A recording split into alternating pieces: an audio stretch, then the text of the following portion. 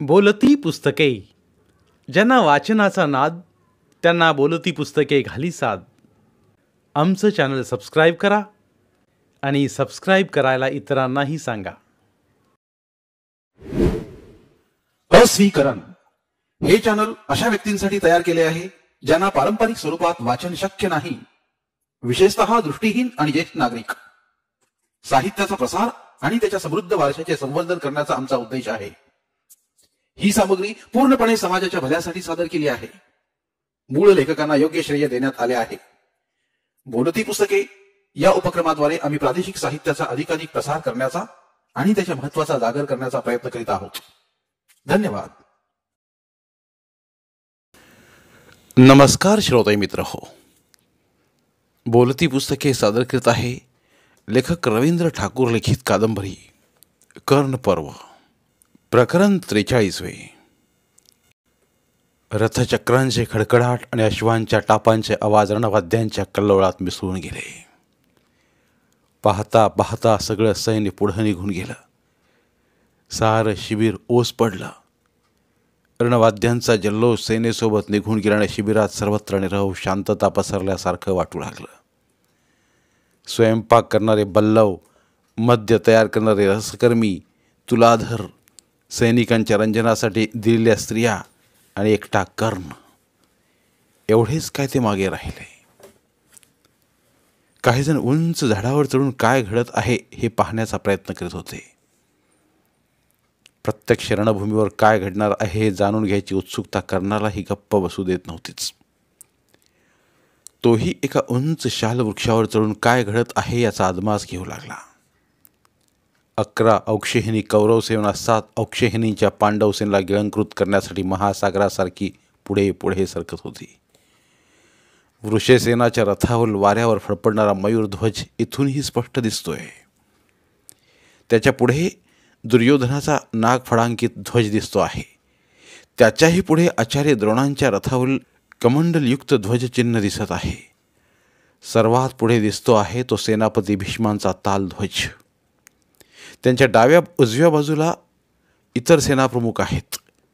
कृपाचार्यांचा गोवृषांकित, अश्वत्थामाचा सिंहपुच्छांकित, शलाचा सुवर्ण फळांकित, सोमदत्ताचा यज्ञस्तंभांकित, जयद्रथाचा वराह चिन्हांकित, शल्याचा मयूरवेष्टित गजांकित, हे सारे ध्वज आणि त्यावरील ध्वजचिन्ह धुळीच्या लोटात अस्पष्ट होऊ लागले आहेत. त्यांच्यात नाही तो फक्त कर्णाचा नागकक्षांकित केशरी ध्वज. पश्चिम क्षितिजावर धुळीचे लोट उठताना दिसू लागलेत. हिरण्यवतीकडून पांडवसेना आक्रमण करत पुढे येत असावी. कर्णाची उत्सुकता आता अधिकच ताणली गेली. पुढे काय घडत आहे हे जाणून घ्यायला मन अगदी अधीर झालंय. परंतु धुळीच्या लोटांमधून इतक्या दूरवरचं काही दिसणं अशक्यच होतं. अगदी कान देऊन ऐकलं तर रणवाद्यांचा आवाज तेवढा अस्पष्टपणे कानावर येत होता. सैन्य गेलं त्या दिशेला बसकट टेकड्यांची एक रांग पसरत गेली दिसत होती. कुरुक्षेत्राची पाहणी करतानाच कर्णाच्या ते लक्षात आलेलं होतं. युद्ध सुरू असताना टेहळणी करण्यासाठी त्यांचा उपयोग होऊ शकेल हेही त्याचवेळी त्याच्या लक्षात आलेलं होतं. शाल वृक्षावरून झटकन खाली उतरून कर्ण अश्वावर स्वार झाला. दोन्ही सैन्यांची समोरासमोर गाठ पडेपर्यंत त्यातल्या त्यात ती उंच दिसणारी टेकडी गाठणं मुळीच कठीण नव्हतं. कर्ण टेकडी चढून वर आला तेव्हा दोन्ही सेना एकमेकांसमोर उभ्या ठाकल्या दिसू लागल्या. पांडव सेनेच्या अग्रभागी सीमाचा सिंहध्वज फडकतो आहे. त्याच्या मागे दिसतो आहे तो अर्जुनाचा कपिलध्वज. त्याच्या शेजारी त्याच्या इतर भावांचे आणि अभिमन्यू, घटोत्कच आदी योद्ध्यांच्या रथावर ध्वज फडफडत आहेत. कौरव सेनेच्या तुलनेत त्यांची सेना कितीतरी अल्प आहे आणि म्हणूनच कदाचित त्यांच्या बुद्धिमान सेनापतीनं आपल्या सैन्याचा सूचीव्यूह सिद्ध केलेला आहे. शत्रूची सेना प्रचंड असेल तर तिला 2 भागात फोडून पुढे घुसणारा सूचीव्यूहच रचला पाहिजे. हे द्रोणाचार्यांचा शिष्य दृष्टद्युम्न याच्याशिवाय आणखी कोणाला कसं सुचणार? युद्धशास्त्र जाणणाऱ्या सेनापती भीष्मानी मात्र अशी कुठलीही व्यूहरचना केलेली नव्हती. दुर्योधनाच्याही मनात तो विचार नसावाच. आपलं एवढं प्रचंड सैन्य पाहूनच कदाचित पांडव भीतीनं शरण येतील असं त्याला वाटलं असावं. रणवाद्यांचा कल्लोळ सुरू असतानाच आपला पाश्चजन्य शंख फुंकून कृष्णानं युद्धारंभाची सूचना दिली. त्या पाठोपाठ अर्जुनानं आपला देवदत्त शंख फुंकून कुरुसेनेला आव्हान दिलं.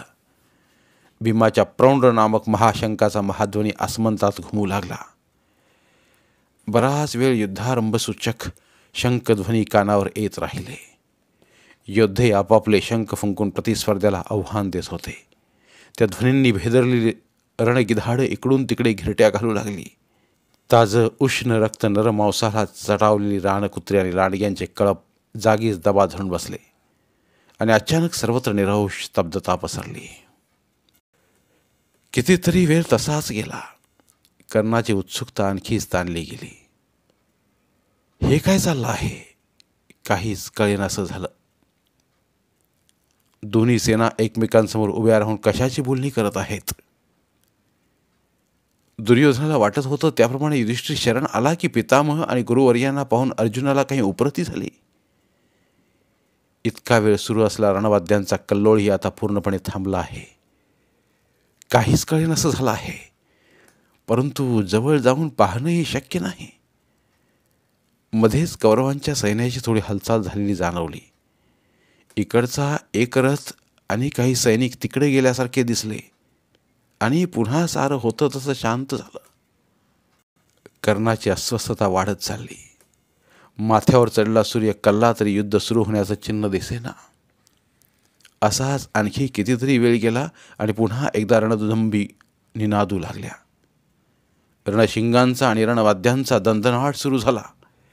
युद्धसूचक शंख फुंकले गेले आणि कौरव पांडवांचे ते भीषण महायुद्धाला प्रारंभ झाला. फेसाळणाऱ्या विराट समुद्रात पर्जन्यवृष्टीनं फुगलेला महानद शिरावा त्याप्रमाणे पांडवसेना कौरवसेनेत घुसू लागली. रथावरील ध्वजचिन्हे इकडून तिकडे फरफरत जाताना दिसू लागली. एकच रणधुमाळी माजली.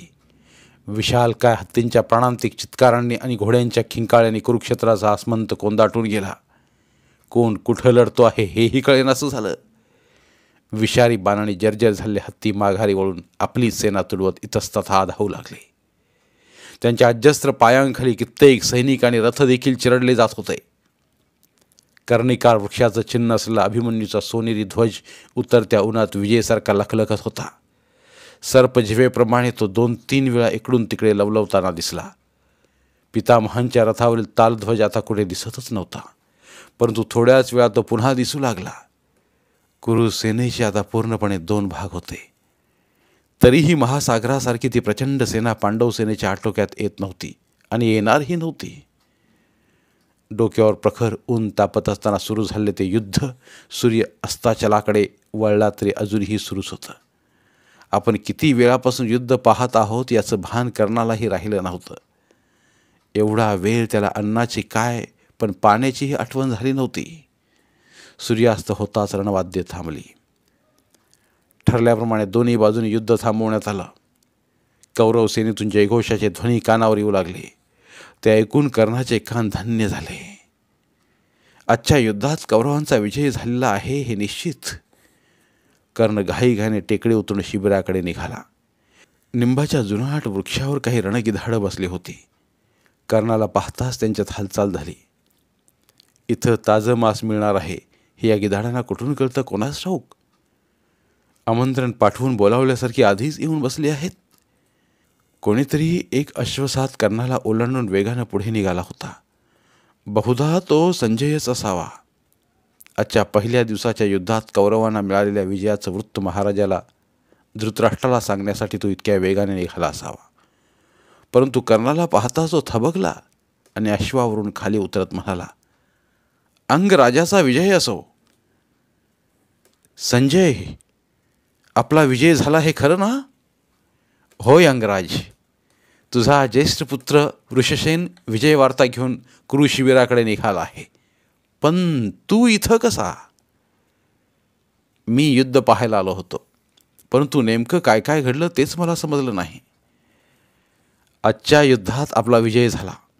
श्वेत आणि उत्तर हे विराटाचे दोन्ही पुत्र ठार झाले. झालंच तर अभिमन्यूनं मोठाच पराक्रम गाजवला, पण आजच्या पराभवानं पांडव पुरते खचले आहेत. थांब, घाई करू नकोस. काय झालं ते सविस्तर सांग. मध्ये इतका वेळ स्तब्धता पसरली होती ती कशासाठी? काय सांगू अंगराज, संजय म्हणाला. बहुधा आपली सेना समोर पाहिल्यानंतर अर्जुनाचा धीर खचला असावा. मला कोणाकोणाशी युद्ध करावं लागणार आहे हे एकदा पाहू दे म्हणून त्यानं प्रथम कृष्णाला दोन्ही सैन्यांच्या मधोमध रथ उभा करायला सांगितला.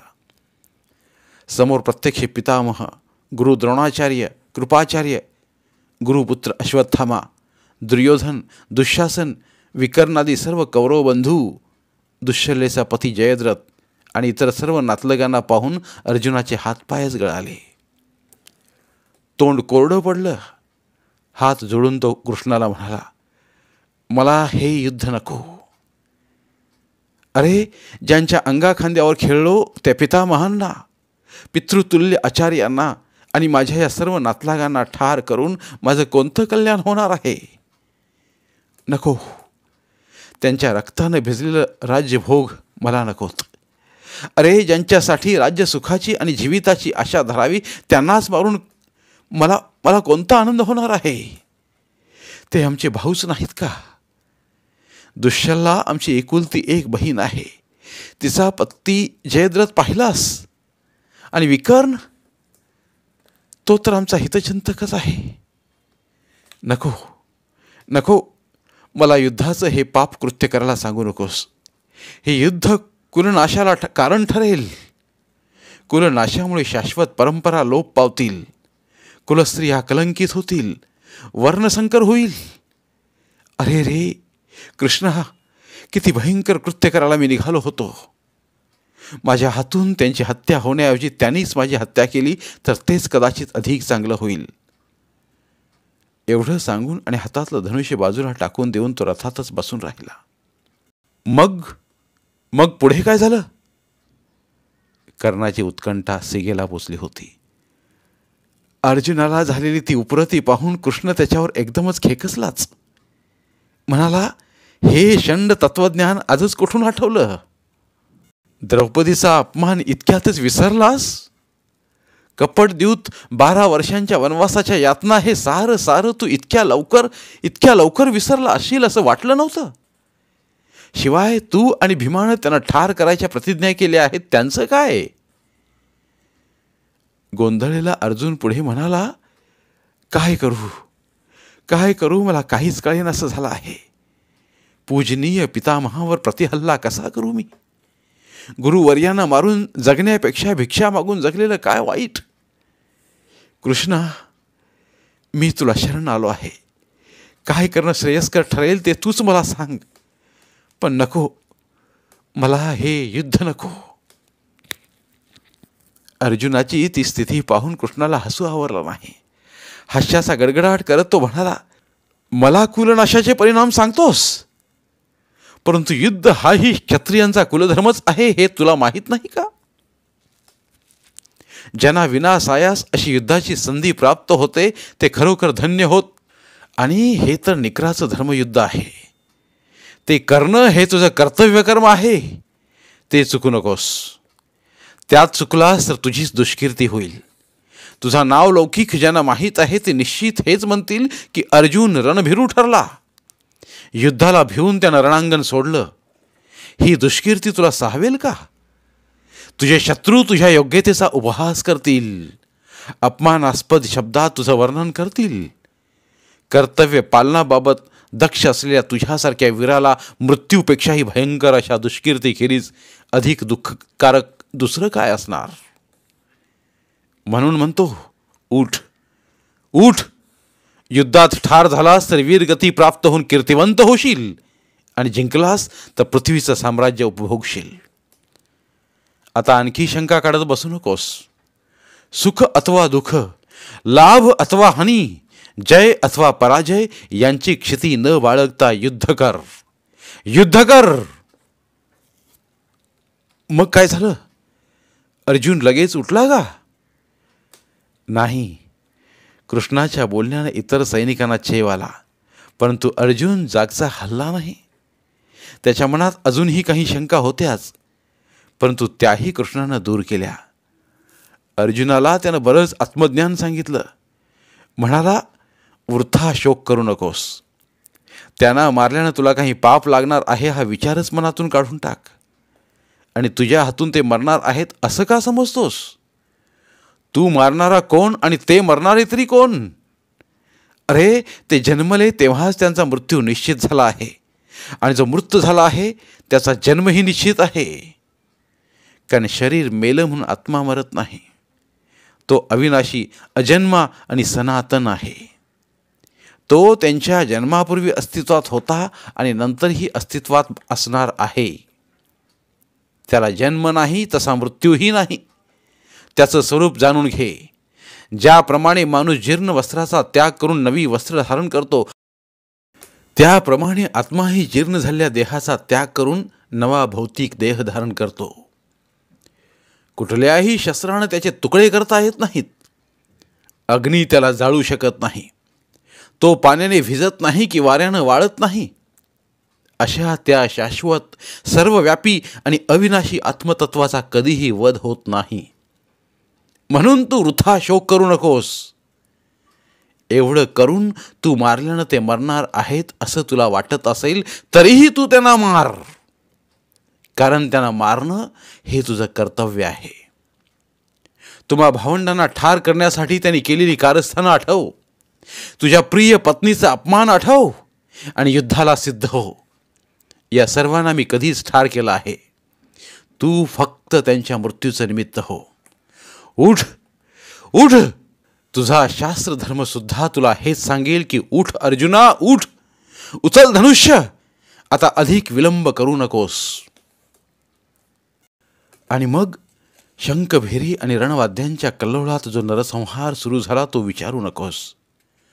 जो तो विजयप्राप्तीसाठी निकराचा प्रयत्न करू लागला. पार्थ विरुद्ध भीष्म, युयुधान सात्यकी विरुद्ध कृतवर्मा, अभिमन्यू विरुद्ध बृहद्वल, भीम विरुद्ध दुर्योधन, युधिष्ठिर विरुद्ध शल्य आणि दृष्टधुम्न विरुद्ध द्रोण, अशा झुंजी सुरू झाल्या. योद्ध्यांच्या गर्जना, जिवारी बाण लागताच त्यांच्या मुखातून बाहेर पडल्या प्राणांतिक किंकाळ्या, धनुष्यांचे टणत्कार, अश्वांच्या खिंकाळ्या आणि हत्तींचे चित्कार याने आकाश भरून गेलं. सर्वांनाच इतका अनावर रणमद चढला की झालेल्या संकुल युद्धात कोण कोणावर प्रहार करतोय, कोणाच्या हातून कोण मारला जातोय हेही कळेनासं झालं. पित्याच्या हातून पुत्र, पुत्राच्या हातून पिता, बंधूच्या हातून बंधू, काकाच्या हातून पुतण्या ठार झाला. सर्वत्र रक्त आणि मांसाचा चिखल झाला. त्यातून योद्ध्यांचे रथ बाहेर पडणं शक्य झालं. महापुरासारख्या पुढे येणाऱ्या पांडव सेनेला रोखलं ते भीष्मांनीच. पांडवांवर शस्त्र धरणार नाही ही त्यांची प्रतिज्ञा तुला माहीत आहेच. तेव्हा दुर्योधनाला दिलेल्या वचनाप्रमाणे सूर्यास्तापूर्वी दशसहस्त्र योद्ध्यांना ठार करण्याचा चंग बांधून त्यांनी पांडव सेनेचा सर्वनाश आरंभला. सेनापती भीष्माने मांडलेला तो संहार पाहून तरुण योद्धा अभिमन्यू त्यांच्यावर चालून गेला. कृतवर्मा आणि शल्य हे दोघे महायोद्धे तात्काळ त्याला आडवे गेले. परंतु अभिमन्यूच्या धनुष्यातून सुटलेल्या वेगवान बाणाने ते तक्षणी घायाळ होऊन मूर्छित पडले. आडव्या आल्या कृपाचार्याने शस्त्र करून ताज्या दमाचा तो तरुण योद्धा पितामहांसारख्या कसलेल्या योद्ध्याशी सामना देऊ लागला. पितामहांची पिछेहाट झालेली दिसताच दुर्मुखानं अभिमन्यूला आव्हान दिलं. तत्काळ ते आव्हान स्वीकारून अभिमन्यूनं प्रथम त्याच्या सारथ्याचं मस्तक धडावेगळं केलं आणि त्यापाठोपाठ शतावधी बाणांच्या वर्षावानं दुर्मुखालाही जर्जर केलं. सेनापती भीष्माने पुन्हा एकदा अभिमन्यूवर हल्ला चढवला, परंतु अभिमन्यू मागे हटला नाही. एक अचूक असा लक्षवेधी भल्ल बाण टाकून त्यानं कौरवांच्या सेनापतीचा ध्वज खाली आणला आणि दुसऱ्या बाणानं त्यांच्या मस्तकावरचं छत्र उडवून लावलं. भीष्मांची ती दुर्दशा झालेली पाहून पांडव सेनेतील महारथींचा उत्साह दुणावला. विराटपुत्र उत्तर, पांडवांचा सेनापती दृष्टद्युम्न आणि महाप्रतापी भीम कौरव सेनेवर चालून गेले. हत्तीवर आरूढ झालेल्या उत्तरानं मद्रराज शल्यावर हल्ला चढवला. त्यानं शल्याचे अश्व ठार केले, परंतु शल्यानं पराभव मान्य केला नाही. त्यानं सर्व शक्ती एकवटून फेकलेला भाला उत्तराच्या छातीच्या चिंधळ्या उडवतच बाहेर गेला. उत्तरच्या हातातला अंकुश गळून पडला आणि तो निष्प्राण अवस्थेत हत्तीवरून खाली कोसळला. परंतु जखमाने पिसाळलेला त्याचा हत्ती तसाच शल्याच्या रथावर चालून गेला. कृतवर्म्याच्या रथावर चढून शल्य त्या संतप्त हत्तीशी लढू लागला. प्रथम त्यानं हत्तीची सोंड कापली, त्याला अनेक ठिकाणी घायाळ केलं. प्राणांतिक चित्कार करून उत्तराचा हत्ती रणभूमीवर कोसळला. आपला लहान भाऊ उत्तर याची झालेली ती अवस्था पाहून त्याचा ज्येष्ठ बंधू श्वेत संतापानं वेडाहून शल्यावर कोसळला. तेव्हा अनेक कौरव वीर शल्याच्या पाठीशी उभे राहिले. त्यावेळी झालेल्या युद्धात सहस्रावधी सैनिक ठार झाले. स्वतः भीष्म श्वेताशी लढत होते. भीष्मांचा ध्वज श्वेतानं पुन्हा एकदा खाली आणला. त्याला प्रत्युत्तर म्हणून भीष्माने त्याचा सारथी आणि अश्व ठार केले. श्वेतानं आपली भली मोठी गदा हातात घेऊन अशी काही भिरकावली की त्या अजस्र गदेच्या प्रहारानं भीष्मांचा रथ मोडला. परंतु तत्पूर्वीच रथावरून खाली उडी टाकून त्याने श्वेताचा वेध घेतला होता. नेम धरून सोडलेला भीष्मांचा एक तीक्ष्ण बाण श्वेताचा कंठनाल छेदून गेला. कदाचित युद्ध अजूनही पुढे सुरू राहिलं असतं, परंतु तोवर सूर्यास्त झाला होता. शिवाय श्वेताच्या अंतानं पांडवसेना खचली होती. तोच दुःशासनानं विजयशिंग फुंकलं. आपल्या सेनेचा विजय झालेला पाहून तो आनंदानं वेडाहून नाचू लागला, कारण आजच्या युद्धाचं नेतृत्व त्याच्याकडेच होतं ना. जातो महाराजा, आता आज्ञा दे. उशीर झाला तर तिकडे महाराजा संतापेल, नाहीतरी आता उद्या सकाळीच त्याला हे वृत्त कळणार आहे. एवढं बोलून संजय अश्वावर स्वार झाला आणि काही क्षणातच भरधाव अश्व फेकत तो यमुनेच्या दिशेनं नाहीसा झाला. धन्यवाद. उर्वरित कादंबरी पुढील भागात. धन्यवाद. प्रिय श्रोते मित्र हो, आपल्यासाठी एक आवाहन. आमच्या चॅनलच्या प्लेलिस्ट विभागात तुमच्यासाठी शेकडो कादंबऱ्यांचे ऑडिओ बुक्स उपलब्ध आहेत. तिथे प्रत्येक कादंबरीचे सर्व भाग एकत्रित मिळतील. त्यामुळे सध्या सुरू असलेल्या क्रमशः कादंबरीच्या पुढील भागासाठी वाट पाहण्याची गरज नाही. तुमच्या वेळेनुसार तुम्ही संपूर्ण कादंबरी सलगपणे ऐकू शकतात आणि साहित्याचा आस्वाद घेऊ शकता. कृपया आमच्या चॅनलच्या होमपेजवर जाऊन प्लेलिस्ट चेक करा आणि तुमची आवडती कादंबरी निवडा. धन्यवाद.